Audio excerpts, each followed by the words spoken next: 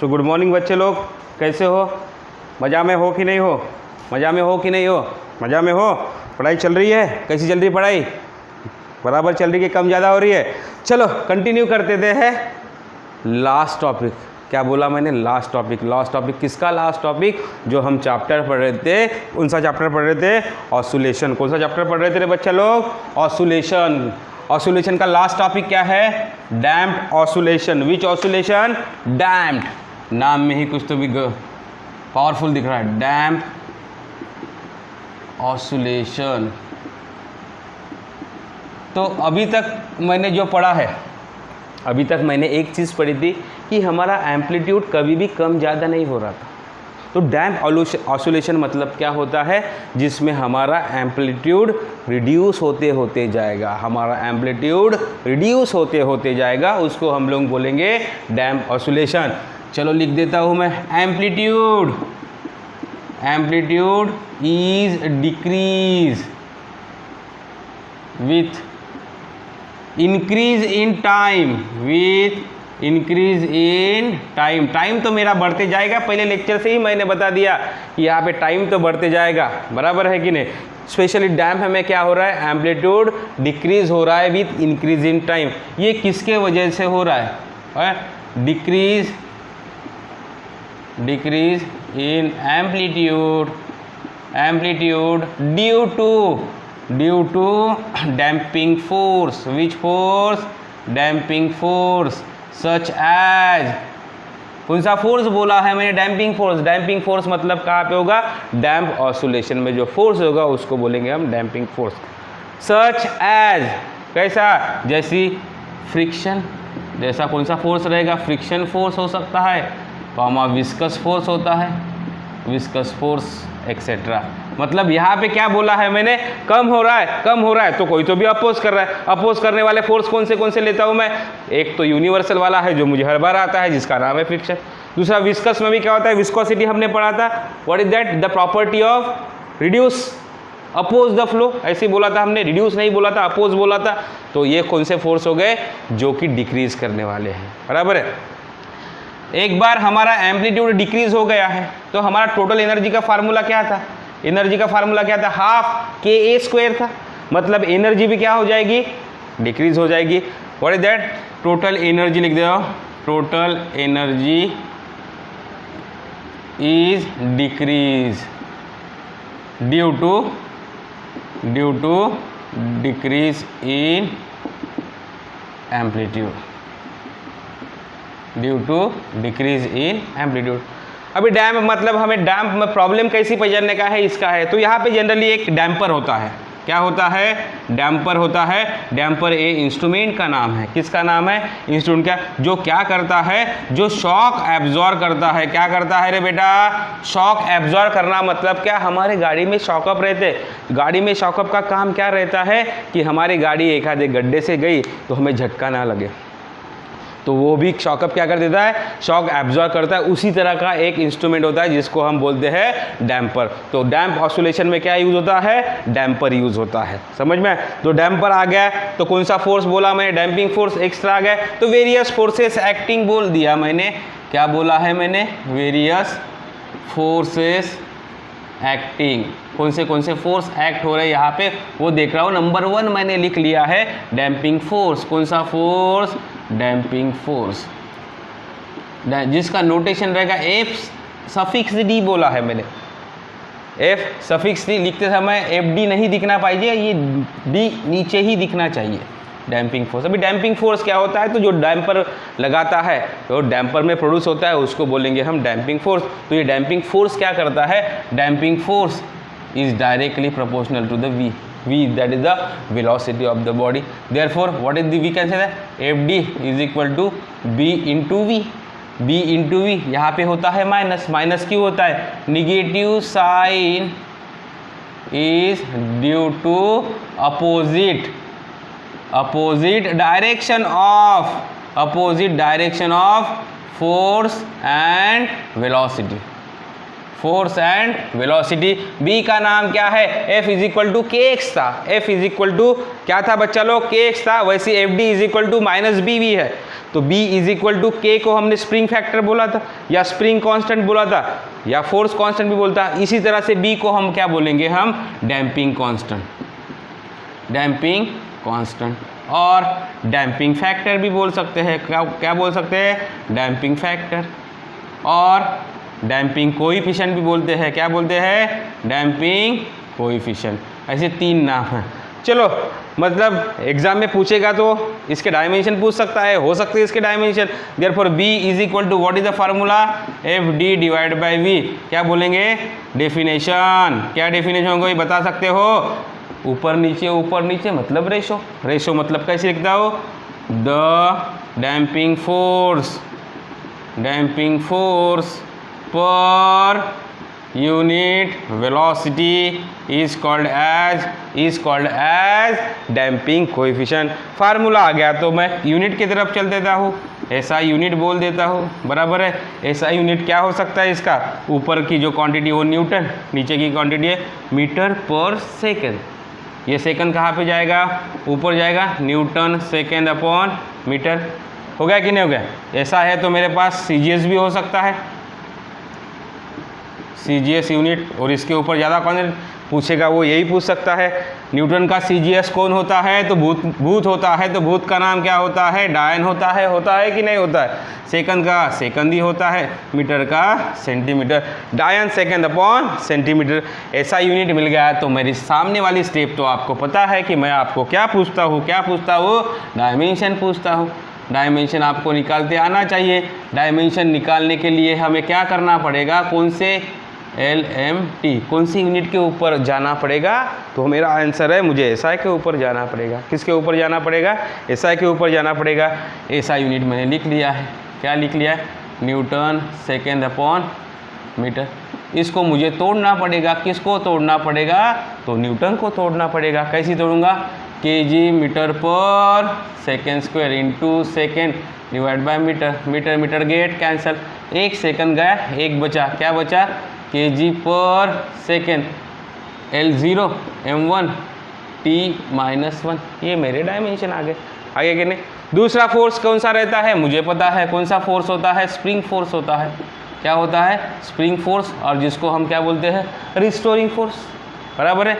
और क्या बोला मैंने ऑसिलेशन में, रिस्टोरिंग फोर्स। स्प्रिंग फोर्स है इसलिए मैंने थोड़ा सा नाम चेंज कर दिया, FS कर दिया, या FR बोलो हम, रिस्टोरिंग, बराबर है। इज इक्वल टू क्या होता है, -kx होता है। क्या होता है, -4। Therefore F is equal to FD plus FS, M into A is equal to -B into V minus K into X। Differential equation निकालना है मुझे, डिफरेंशियल इक्वेशन आपको पता है, बराबर है।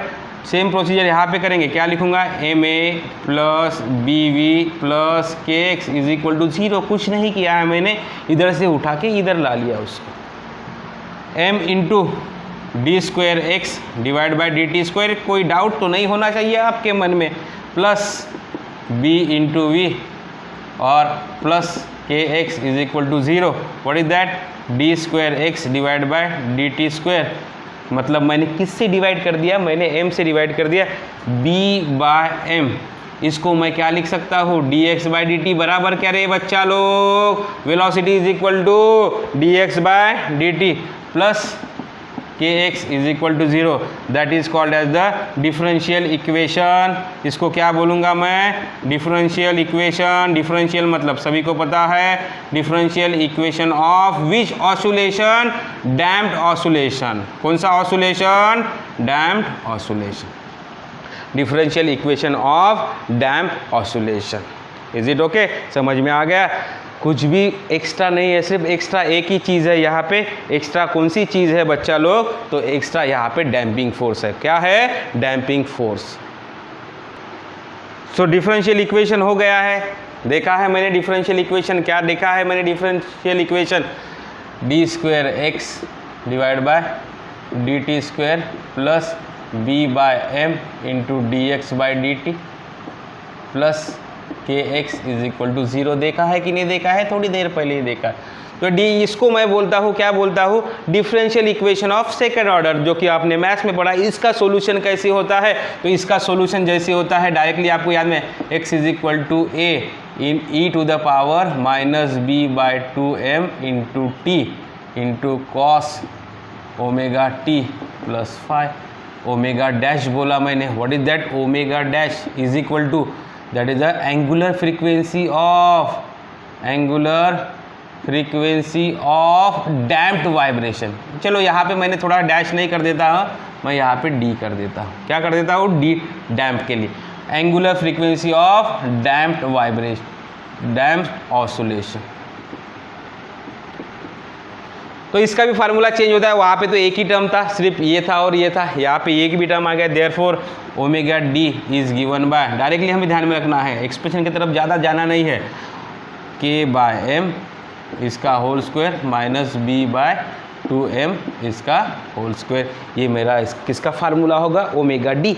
Omega d that is nothing but the angular frequency of damp. ये इसका सॉल्यूशन होता है बच्चा, ये इसका सॉल्यूशन होता है। उसके बाद हमें जो एम्पलीट्यूड हमारा रिड्यूस हो रहा है, हमारा एम्पलीट्यूड जो रिड्यूस हो रहा है, उसको मैंने बोल दिया A dash is equal to reduce amplitude, reduce amplitude, reduce amplitude. A dash is equal to A in bracket minus B by 2m into T. Generally हम कैसे लिखते हैं इसको, A dash is equal to A in bracket, E मतलब क्या है, exponential वाला E है, minus gamma into T, where gamma is equal to minus B by 2m। हमने इसका शॉर्ट फॉर्म लिखा है, कुछ नहीं किया है, हमारे ध्यान में रहना चाहिए, इसलिए हमने उसका शॉर्ट फॉर्म लिखा है। तो ये इक्वेशन के ऊपर मुझे ज़्यादा कॉन्सेंट्रेट करना है, इसमें के प्रॉब्लम हमें आ सकते हैं, इसके ही प्रॉब्लम हमें आ सकते हैं। ये एम्पलीट्यूड निकालने के लिए बोलता है। गामा का वैल्यू क्या है, b बाय 2m है। इज इट ओके, कोई डाउट होना ही नहीं चाहिए आपके दिमाग में। मैंने बड़ा वैल्यू था छोटा कर दिया, बड़ा वैल्यू था छोटा कर दिया। आप यहाँ पे भी लिख सकते हो गामा इंटू टी, कोई प्रॉब्लम नहीं। समझ में आ गया। So what is that equation, A dash what is that, reduce amplitude. Amplitude हमेशा क्या होने वाला है, रिड्यूस होने वाला है। कहाँ पे रिड्यूस होने वाला है, डैम्प ऑसिलेशन में। चलो न्यूमेरिकल की तरफ चलते हैं हम लोग। बड़े ही अच्छे न्यूमेरिकल है, बड़ी मजा आएगी आपको सॉल्व करने में। पहला न्यूमेरिकल मैं लिखने जा रहा हूँ ब्लैक बोर्ड के ऊपर, the amplitude of the damped oscillation. नाम ही दे दिया है, कौन सा ऑसिलेशन दे दिया है, damp oscillation. Therefore the amplitude of damped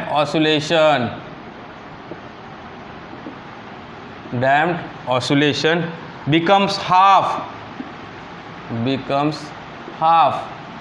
in 1 minute, becomes half in 1 minute। क्या हो गया है, हाफ हो गया। कि कब हो गया, 1 मिनट में। the amplitude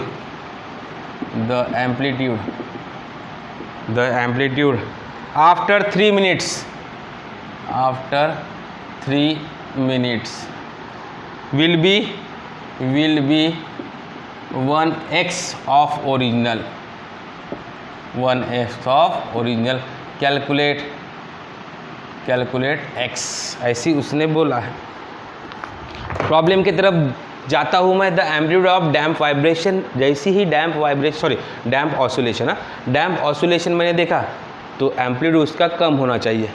बिकम हाफ मतलब आधा हो गया। कब आधा हो गया है, 1 मिनट में आधा। चलो बराबर है, डैम्प है तो बराबर है। The amplitude after 3 minutes, after 3 minutes के बाद भी उसका एम्पलीट्यूड क्या होना चाहिए, कम होना चाहिए। बराबर है कि नहीं। Will be 1x of original. तो सॉल्यूशन करते थे, हमारे पास सॉल्यूशन है, एम्पलीट्यूड का इक्वेशन भी है। बराबर है। t is equal to 1 minute, t is equal to 1 minute. उसके लिए मैंने यूज़ किया A dash is equal to, what is that, A dash is equal to A in bracket E to the power minus gamma T, मेरा equation. तो मेरा formula क्या हो गया, A dash is equal to A E to the power minus gamma, T is equal to क्या रख दिया मैंने, 1 रख दिया। 1 मिनट चलेगा, कोई इशू नहीं रहेगा। ए का वैल्यू कितना हो रहा है, ए डैश का वैल्यू a/2 हो रहा है। कितना हो रहा है, a/2 is equal to A E to the power gamma minus gamma. Therefore a cancel, e to the power minus gamma is equal to 1/2। ये इधर बराबर है, ऐसा भी लिख सकते हो लोग, या E to the power gamma is equal to कितना हो जाएगा 2 हो जाएगा कि नहीं हो जाएगा रे बच्चा लोग? अरे कितना हो जाएगा 2 हो जाएगा कि नहीं? उल्टा पुल्टा कर दिया तो मैंने, हो जाएगा बराबर है। इसको इधर लेके गया 2 हो गया, ये इधर गया e to the power minus gamma, इसको ऊपर ले गए माइनस है तो प्लस हो गया। चलो एक सोल्यूशन मुझे मिल गया, e to the power gamma की वैल्यू मिल गई। एम्पलीट्यूड आफ्टर मतलब t इज इक्वल टू जब 3 मिनट है, t इज इक्वल टू कितना मिनट है 3 मिनट है, तब a डबल डैश क्या है after amplitude after 3 minutes, amplitude after 3 minutes, यहाँ पे एम्पलीट्यूड आफ्टर 1 मिनट ऐसे लिखा है। a dash is equal to a in bracket e to the power minus gamma t, amplitude कितना हुआ 1x मतलब 1x ऑफ ओरिजिनल बोला है इसलिए a आ गया, is equal to a e to the power minus gamma into 3। तो कैसे करूँगा a कैंसिल, मतलब 1 upon x is equal to e to the power minus 3 gamma. मेरे पास e to the power gamma क्या वैल्यू है, क्या है गामा का। चलो और एक बार इसको ऐसे कर देता हूँ, मैं कैसे कर देता हूँ, बहुत इजी तरह से सॉल्व कर देता हूँ। ये x ऊपर गया मतलब 1 upon e to the power minus 3 gamma is equal to x is equal to e to the power 3 gamma. मैं ऐसे लिख सकता हूँ इसको, x is equal to e to the power gamma into 3, कुछ नहीं किया। Formula a raise to the power b into c, a raise to the power b c हमने पढ़ा है कि नहीं पढ़ा है फार्मूला। चलो नेक्स्ट उसको सॉल्व करना है, तो कैसे सॉल्व करेंगे हम लोग, अभी उसको सॉल्व करना है तो e to the power gamma का वैल्यू है हमारे पास, है कि नहीं है। x is equal to e to the power gamma का वैल्यू कितना है 2 to the power 3, x is equal to 8। Simple सा सॉल्यूशन आ गया है मेरा, कितना आ गया है सिंपल सा सॉल्यूशन कितना है 8। 2 का पावर 3 कितना होता है 8 होता है। चलो दूसरा प्रॉब्लम मैं देखने जा रहा हूँ, वो भी कुछ सिमिलर टाइप का है। इन डैम्प ऑसिलेशन, पहले ही उसने बोल दिया है बच्चा लोग क्या है, इन डैम्प्ड ऑसिलेशन। कौन सा ऑसिलेशन बोला है, damp oscillation. The amplitude after 50 oscillation बराबर 50 oscillation 50 oscillation is 0.8 of original, 0.8 of original. Find amplitude after 150th oscillation, 150 oscillation. Amplitude के बारे में ही क्वेश्चन दिख रहा है मुझे, दिख रहा है कि नहीं दिख रहा है, बराबर है कि नहीं। चलो इक्वेशन क्या है मेरा, s dash is equal to what is that, a e to the power minus gamma t। Oscillation, एक ऑसिलेशन, 2 ऑसिलेशन, 3, किसके बाद बोल रहा है 50 ऑसिलेशन। ऑसिलेशन मतलब ये t को मैं क्या बोल सकता हूँ, एक बार ऐसी करके यहीं पे आया, एक बार ऐसी करके यहीं पे आया, एक बार ऐसी किया और ऐसी आई, जिसको मैं क्या बोलता हूँ टाइम पीरियड बोलता हूँ। मतलब 50 ऑसिलेशन के बाद बोला है, कितने ऑसिलेशन के बाद बोला है, a dash is equal to a in bracket minus gamma into 50t बोला मैंने। छोटा t बड़ा t में कन्वर्ट कब हुआ, जब एक ऑसिलेशन कंप्लीट हुआ। तो कितना ऑसिलेशन बोला है उसने, 50 ऑसिलेशन बोला है। बराबर देखना है प्रॉब्लम की तरफ आपको। इसका वैल्यू कितना जो है 0.8 times of a is equal to a e to the power minus gamma 50t बराबर लिखना है आपको। a कैंसिल हो गया, मतलब इसका वैल्यू कितना e to the power minus gamma 50t is equal to 0.8 सामने में काम में आ सकता है। कब निकालने के लिए बोला है, a डबल डैश मतलब amplitude after how many oscillation, 150 oscillation. कितने oscillation, 150 oscillation is equal to a e to the power minus gamma into कितना ऑसिलेशन बोला है 150t। ये मुझे निकालना है कि नहीं। Therefore a double dash is equal to a e to the power, इसको सॉल्व कैसे कर देता हूँ, minus gamma into 50t into क्या कर दिया मैंने 3। कोई फर्क पड़ा क्या, कुछ भी फर्क नहीं पड़ा। Therefore a double dash is equal to a into इसका वैल्यू कितना है रे, इसका वैल्यू कितना है 0.8, 0.8 का cube a double dash is equal to a into 0.8 का क्यूब तो मुझे भी नहीं आता, लेकिन मुझे 8 का क्यूब आता है जो कि 512 होता है। देयरफॉर आंसर कितना आएगा 0.512, therefore A double dash is equal to 0.512 into A. ये मेरा एम्पलीट्यूड होगा। कब एम्पलीट्यूड होगा? जब कितने ऑसिलेशन कंप्लीट हो जाएंगे? 150 ऑसिलेशन कंप्लीट हो जाएंगे। नेक्स्ट प्रॉब्लम देखने जा रहा हूँ, थोड़ा सा मिसलेनियस टाइप का प्रॉब्लम है, मतलब कुछ नया प्रॉब्लम है जो मैंने अभी तक पढ़ा है उसके ही कंसेप्ट है, डैम का प्रॉब्लम नहीं है। A ball of mass m, A ball of mass m is kept, मतलब एक बॉल है जिसका मास m कहाँ पे रखा है? Eight the centre of the string, eight the centre of the string, centre of string कहाँ पे रखा है? बीच में रखा है। किसके बीच में रखा है? स्ट्रिंग के। ऑफ लेंथ l, जिसकी लेंथ कितनी है? l। किसकी लेंथ होगी? स्ट्रिंग की लेंथ होगी। Pulled from its centre in perpendicular direction, pulled from its centre in perpendicular direction. Perpendicular मतलब कैसी रे? 90 डिग्री वाली, पता है मुझे। And release,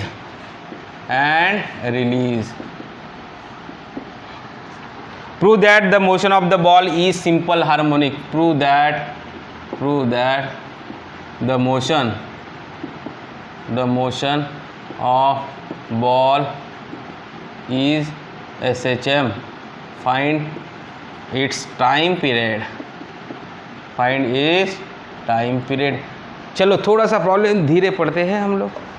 A ball of mass is kept at the centre of the string of length l, मैंने ये string ले लिया है जिसकी लेंथ कितनी है रे? उसने प्रॉब्लम में बोला है l। कहाँ पे रखा है मैंने? यहाँ पे रखा है, बराबर सेंटर में आ गया। तो यहाँ से ये डिस्टेंस कितना हो गया? l/2, और ये भी डिस्टेंस कितना हो गया? l/2। हुआ कि नहीं? इसको खींचना है, पुल लगाना मतलब फोर्स लगाना है। कहाँ पे कैसी फोर्स लगाना है? परपेंडिकुलर, मतलब मैंने ऐसे सीधा लगा दिया तो ये परपेंडिकुलर, नीचे भी लगाओ तो वो भी सेम परपेंडिकुलर, कैसे भी लगाओ, सीधा ऊपर लगाओ या नीचे लगाओ। यहाँ पे गया मतलब इसने डिस्प्लेसमेंट किया, यहाँ से ये क्या हो गया है? डिस्प्लेसमेंट हो गया। क्या हो गया? डिस्प्लेसमेंट। एंड देन रिलीज, मतलब वो वापस आए, जैसे कि मैं अपना रबर की जैसी करता हूँ कभी कभी, कर दे।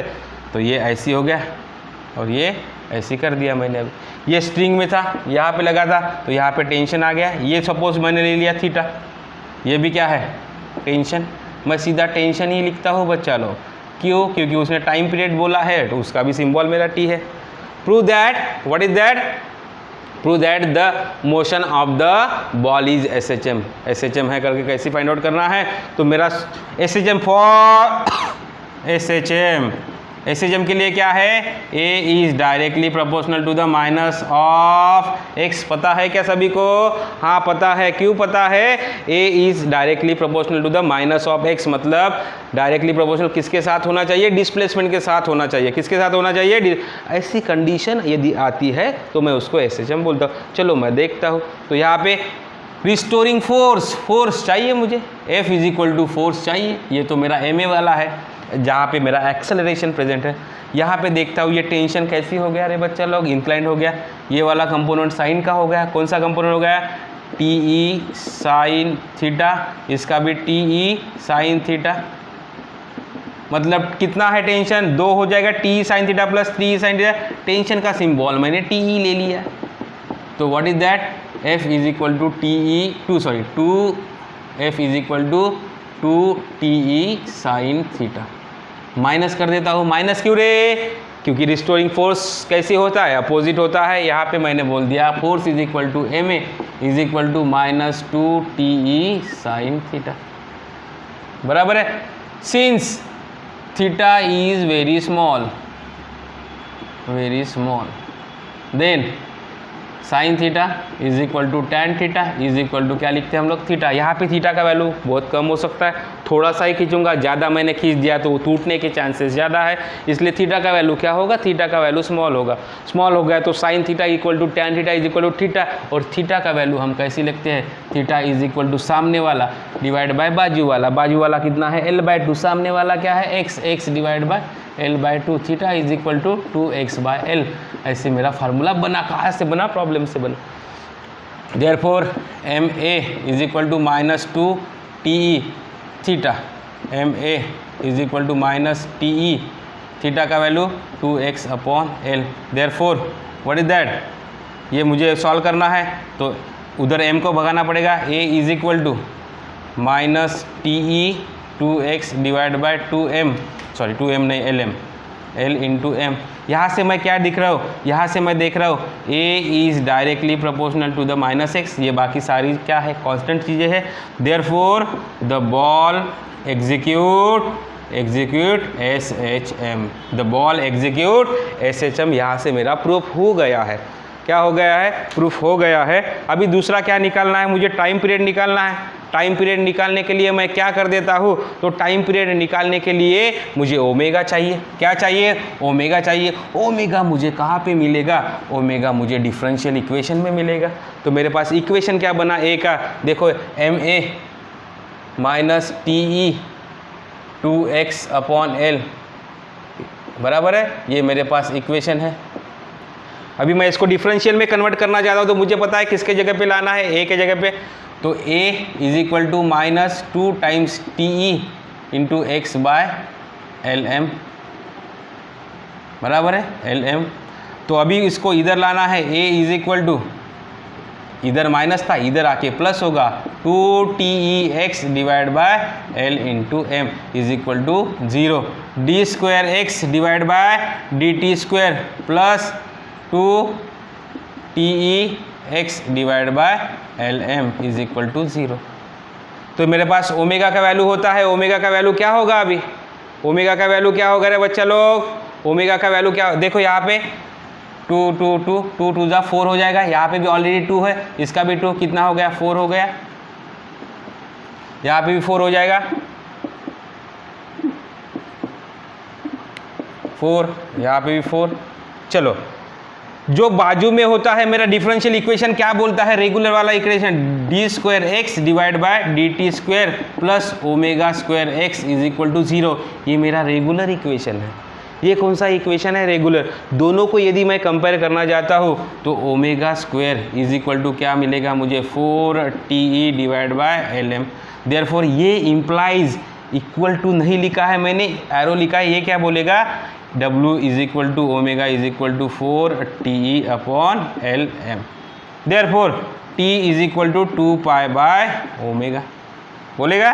Therefore 2 pi under root of, उल्टा हो जाएगा, उल्टा हो जाएगा तो LM डिवाइड बाय 4TE। यहाँ से 4 बाहर निकल के 2 के साथ कैंसिल भी रख सकते हो। ऑप्शन कैसी दिया है उसके हिसाब से हमें आंसर निकालना है, बराबर है। तो T इज इक्वल टू, ये 4 बाहर आएगा तो 2 के साथ कैंसिल हो जाएगा, pi under root of LM divide by TE। इसको मैं ऐसे भी लिख सकता हूँ, क्या करेगा वो, पाई को अंदर ब्रैकेट में घुसाएगा, सॉरी ब्रैकेट में नहीं रूट में बोल रहा हूँ मैं, LM pi divide by TE। TE क्या है, टेंशन है, क्या है, टेंशन। मैंने उसका सिंबल T क्यों नहीं लिया है, क्योंकि मेरा regular symbol T time period है। तो यहाँ पे हमारा जो हमारा चैप्टर था ऑसिलेशन वो कंप्लीट हो चुका है। कल मैं आपके सामने और एक बार आऊँगा ओएसिस के यूट्यूब चैनल के ऊपर, और नया चैप्टर हम पढ़ेंगे, इसका नाम होगा वेव एंड वेव मोशन। चलो जल्दी से जल्दी लिख लो।